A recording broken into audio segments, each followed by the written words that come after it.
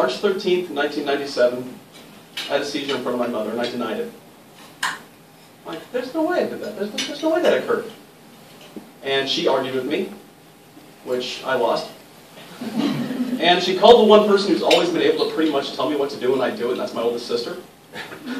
My oldest sister's 12 years older than me. She came and picked me up and said, I'm taking you to the doctor whether you want to go or not. And I fought it the whole way, but she won.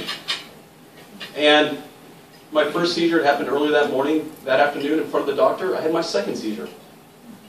When I came to, my sister was in tears, and that broke my heart. I looked at her and said, Sherry, what's the matter? She said, you just had a seizure. You don't even know it. I said, no, I didn't. Dr. Phelps looked at me and said, John, you did have a seizure. So I'm sorry, we need to really take action on this. They moved me on to a neurologist the same day, who I met with, had my third seizure in front of him. Pretty much undeniable at this point, I have a seizure disorder. But I still kind of argued it, still tried to deny it. They sent me home with Tegretol, and that began a long, long journey of taking medications. And then one morning on the way to college, on the way to take a couple of tests, I woke up upside down in my truck. And I don't know how I got there. My parents said, you need to call the doctor. I called the doctor and he said, John, you need to turn in your driver's license. You're not safe. You really are a danger. And so with that, I kind of gave up my driving privileges. It became a long journey of trying different medications. They work for a short amount of time, or not at all.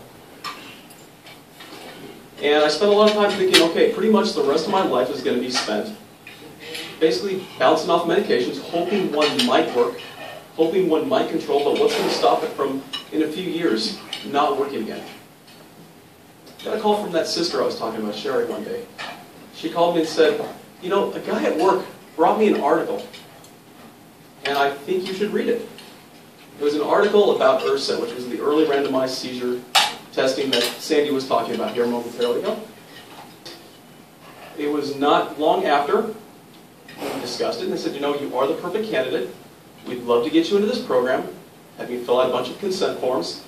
I talked over with my parents, spent a lot of time praying. Definitely asking God, do I really want to do this? We went to council, talked to the pastor at church. He says, yeah, I think you should do it, actually. And so I went ahead and said, yes, I'll do this. I'll give this a shot. And so I agreed. And during this time, not only not been driving, I had to drop out of college. I couldn't get to and from anymore. Basically, I walked everywhere I went, or had to rely on friends and family from church to pick me up, which God bless them for doing that. I can definitely say that without my friends and family, it would have been a lot worse than it was, but still, dating was pretty much out of the question. Because it's one of those really tough things you try and break to someone. It's like, by the way, if I kind of disappear during our conversation tonight, maybe you should know I've got a seizure disorder. And it just definitely seems to be a turnoff. So I spent several years pretty much kind of hiding in my house, and which can be pretty depressing after a while.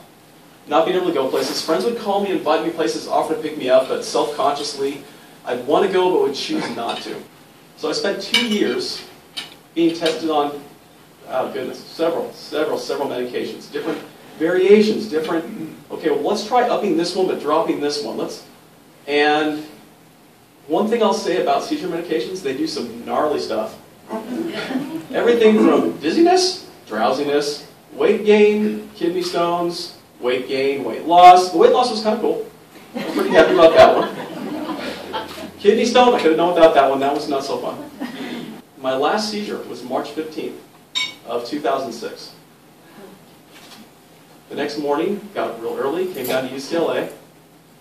I don't remember the doctor giving me the injection, but I do remember waking up.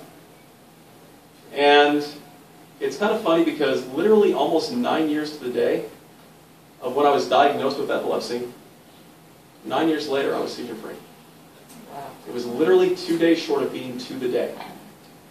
Since that time, I haven't gone back to school like I originally intended I was going to. Instead, I left the company, the security of the company that I work for, and decided I'm going to start my own business. The dating thing has definitely changed. As a matter of fact, on June the 14th, I proposed to the young lady over in the corner here, my fiancée Christine.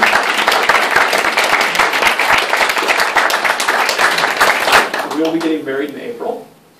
And I can definitely say that if not for this program, if not for these treatments, I'd probably still be sitting at home, inside my room, hiding from the sun.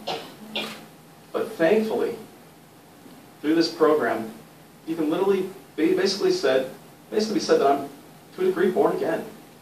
I have new life, and I'm able to go out and do so many things that seemed like they were gone. From driving to just being comfortable in public. So, thank you.